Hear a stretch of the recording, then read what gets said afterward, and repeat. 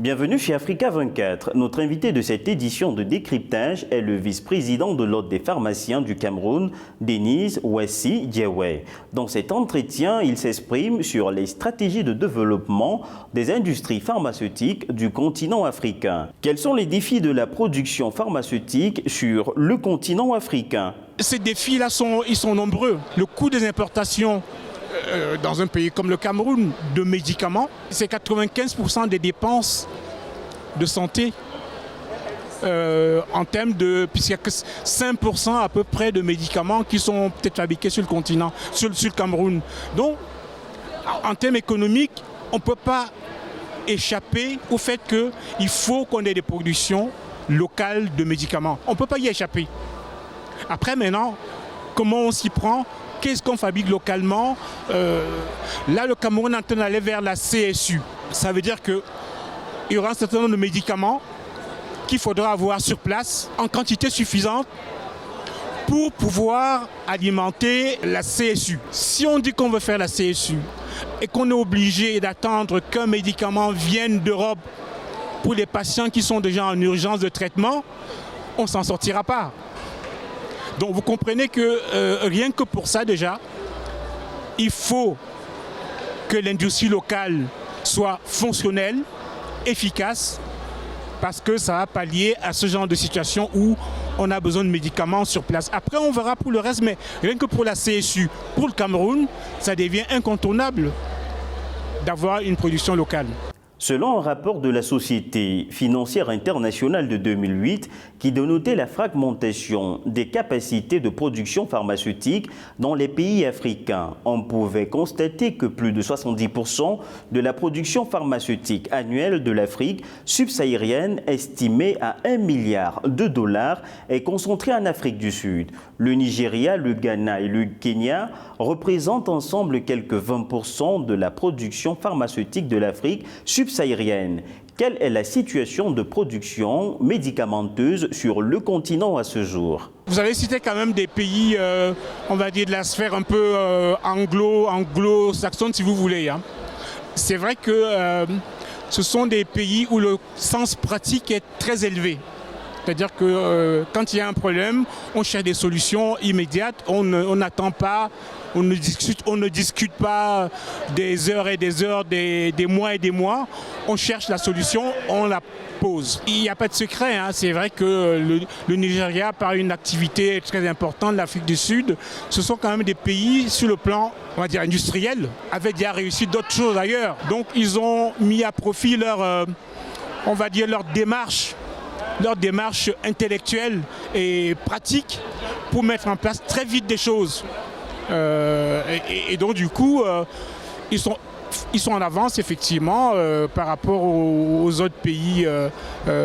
Si j'enlève l'Afrique du Nord, ils sont quand même bien implantés et aujourd'hui même, à beaucoup de niveaux, même sur le plan réglementaire, ils sont très en avance. Donc pour moi, ce sont des bons exemples que nous devons essayer de suivre. D'ailleurs, dans ce Pharma Expo, on a invité des personnalités du Nigeria en réglementaire qui nous ont parlé un peu de leur modèle, de ce qu'ils font. Et donc on va en tirer profit même pour pouvoir avancer. Donc il faut apprendre des autres. C'est un peu le but de ce Pharma Expo où on a invité au moins une dizaine de pays hein, pour un partage d'expérience, un retour d'expérience pour voir comment nous pouvons profiter de ces avancées-là, les adapter et aller de l'avant au niveau donc, de ces pays-là qui sont encore très en retrait par rapport à une production de médicaments. Mais pour moi, je reste confiant, les choses vont aller. L'industrie pharmaceutique en Afrique a une tendance à se développer, surtout le sous-secteur distribution et commercialisation. La distribution de produits importés pour la grande majorité et dont la qualité est pointée du doigt comme étant de qualité inférieure comparativement à ceux distribués en Occident. Quel est votre avis sur cette question? Si on reste sur la situation dans des médicaments qui circulent dans le pays, il y a déjà les voies d'importation qui sont que les médicaments qui circulent dans le pays doivent être homologués. Il y a une direction du médicament, des pharmacies et de laboratoires. C'est son rôle de donner une homologation aux produits qui circulent sur le continent, en tout cas au Cameroun. Donc cette direction-là reçoit des demandes de laboratoires qui veulent homologuer leurs produits sur le territoire. Il y a une commission qui se réunit pour étudier leurs dossiers. La direction a la possibilité de prélever des échantillons, les envoyer dans un laboratoire qui est connu, qui est le LANACOM, qui est le laboratoire national de contrôle de médicaments et d'expertise, qui va éventuellement analyser les échantillons sur le plan physico-chimique et sur le plan pharmacotechnique. Donc, si les choses devaient se passer comme ça, tous les médicaments qui ont été homologués et qui ont suivi ce parcours-là sont considérés comme des bons médicaments. Ça, c'est la première chose. Maintenant, est-ce qu'il y a d'autres médicaments qui rentrent sur le territoire sans passer par la direction de la pharmacie ni au LANACOM? À coup sûr, c'est vrai. Et le Cameroun n'est pas le seul pays qui est confronté à ça. Donc, les médicaments falsifiés, c'est un problème mondial. C'est un problème qui se passe également dans les pays du Nord. Donc, ce n'est pas un combat simple. Parce que les circuits sont tellement importants, il y a tellement d'acteurs, acteurs industriels, acteurs politiques, la mafia. Donc c'est très complexe.